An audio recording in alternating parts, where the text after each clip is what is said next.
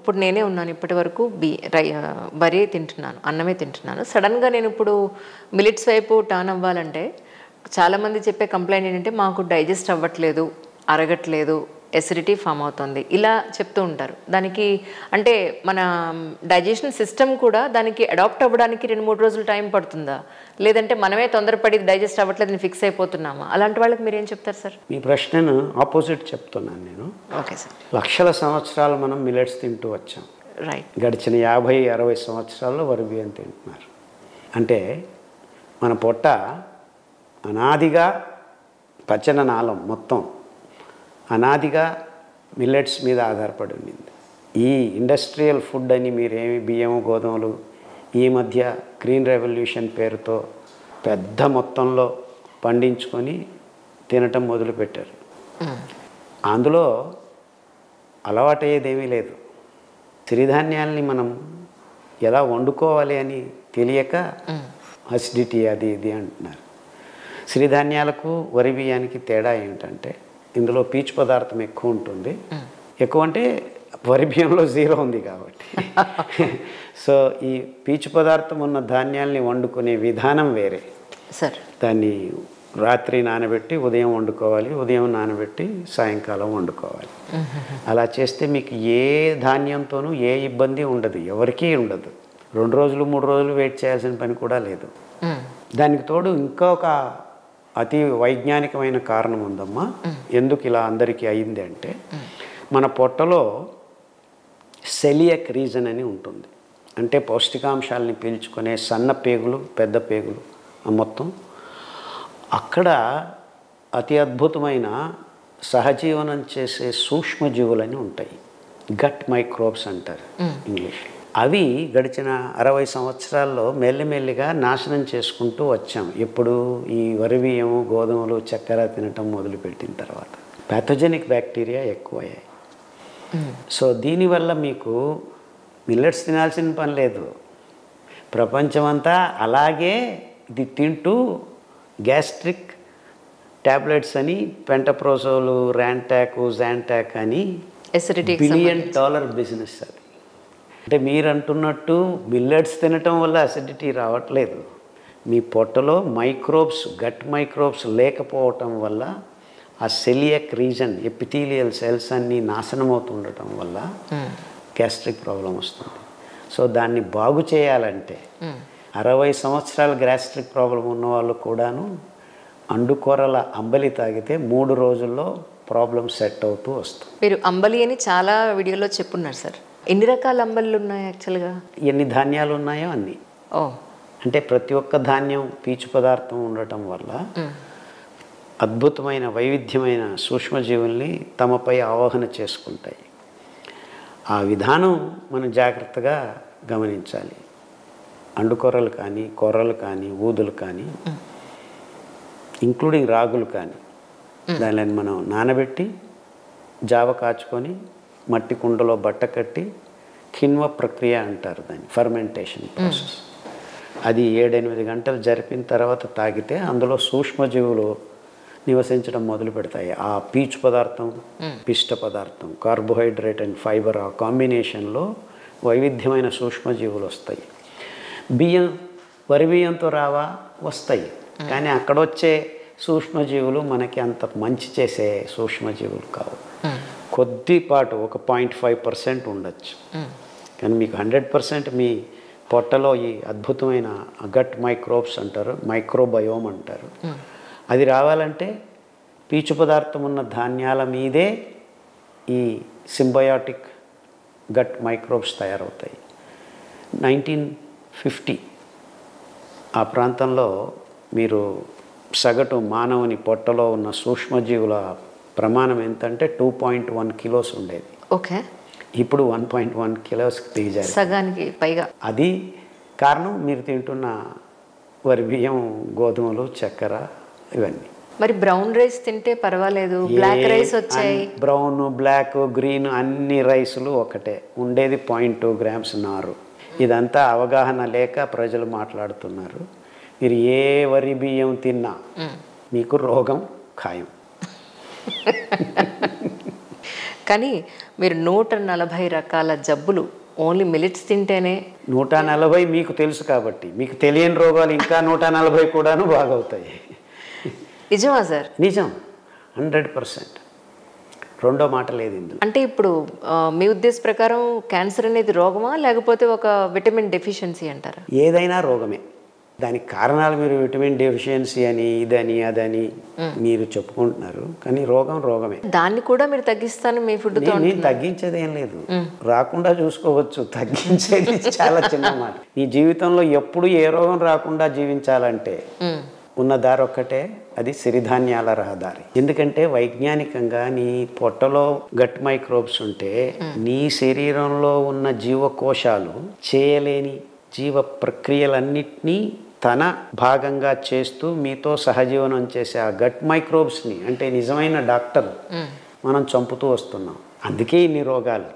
ప్రతిరోధక కణాలని కూడాను పోషించే అద్భుతమైన గుణాల్ని మీకు ఇచ్చేది ఈ గట్ మైక్రోబ్స్.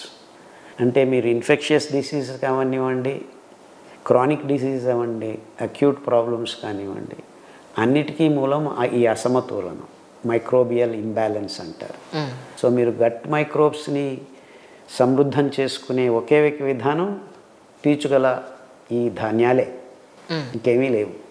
అందుకే అంబలి గురించి చెప్తూ ఉంటాను. ఒక్కసారి అంబలి ఎలా, అంటే ఒక్కటి చెప్తే సరిపోతుంది, మిగతావన్నీ కూడా ఆ విధంగా ఎలా చేస్తే? ఏ ధాన్యమైనా పీచున్న ధాన్యం ఒక 5 grams రవ్వలాగా చేసుకొని, లేకపోతే ధాన్యాన్ని నానబెట్టి ఉడకబెట్టే ముందు కొద్దిగా రుబ్బుకొని ధాన్యం పగిలేట్టు చేసుకొని 1/2 లీటర్ నీళ్ళు, 5 గ్రాములకి 1/2 లీటర్ నీళ్ళు, అంటే పలుచటి గంజి, పలుచటి జావ 20 నిమిషాలు ఉడకపెట్టాలి. 8 గంటలు నానబెట్టిన తర్వాత చల్లగా అవుతుండగా మట్టి కుండలో వేసి పెట్టాలి. మట్టి కుండ అతి ముఖ్యం, ఎందుకంటే సూక్ష్మ రంధ్రాలు ఉంటాయి, ఆక్సిజన్ తగలాలి, దానికి ఆమ్లజనకం కావాలి.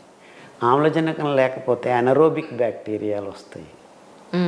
ఇవి ఆమ్లజనక పూరిత కిణ్వ ప్రక్రియ. సో అంటే ఆక్సిజన్ ఉన్న ఫర్మెంటేషన్. ఇప్పుడు మీరు పాలు తోడుకు వేస్తారు, అది పెరుగు అవుతుంది, అది అనరోబిక్ బ్యాక్టీరియా అంటారు. అందులో మీకు గాలి లేకున్నా కానీ ఆ ప్రక్రియ జరుగుతుంది. ఇది వ్యత్యాసం. పెరుగుకు ఈ అంబలికి వ్యత్యాసం ఇది. ఇందులో వైవిధ్యమైన సూక్ష్మజీవులు అనేకం, వందల వేల రకాలు ఉంటాయి. ఇంకా అందులో ఉప్పు కూడా వేసుకోరా మీరు? వేసుకోవచ్చు, నేను వేసుకోను, అది వేరే విషయం. ఉప్పు వేసుకోకుండానే మనం కిణ్వ ప్రక్రియ జరిపించాలి, ఫర్మెంటేషన్ జరగాలి. ఉప్పు వేస్తే అక్కడికి వచ్చే ఆవాహన చేసే ఆ సూక్ష్మజీవులు మారతాయి. ఎందుకంటే ఉప్పు ఉండటం వల్ల జీవ ప్రక్రియలే వేరే అవుతాయి. సో తాగే ముందు ఉప్పు వేసుకోవచ్చు మీరు. అది కూడా కరెక్ట్. పెరుగు కూడా అంటే సార్ మీరు పెరుగు కూడా వాడక్కర్లేదు అంటే?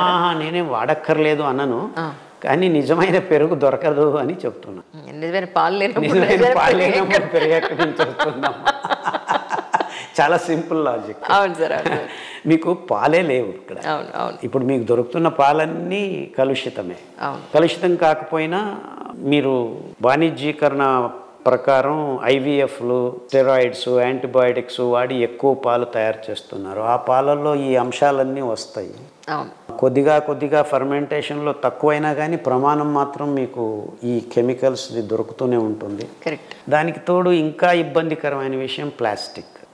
ఈ పాలంతా ప్లాస్టిక్ సంచుల్లో అందరికీ అందజేస్తున్నారు. అది దాదాపుగా ఒక వారం 10 రోజులు ఆ ప్లాస్టిక్ సంచుల్లో ఉంటుంది. అండ్ లాక్టిక్ యాసిడ్, ఇవన్నీ కెమికల్స్ ఆ పార్టికల్స్ని మీ పొట్టలోకి అవి మళ్ళీ బయటికి వెళ్ళవు. సో ఇలా అనేక రకాలైన రోగాలకు దారితీస్తున్నాయి. అంటే మీరే మీ ఆవుకు ఎద్దులతో పిల్లలు అంటే దూడలు పుట్టి ఆ పాలను తీసుకొని ఆ పాలతో పెరుగు చేసుకొని అదైతే ఓకే,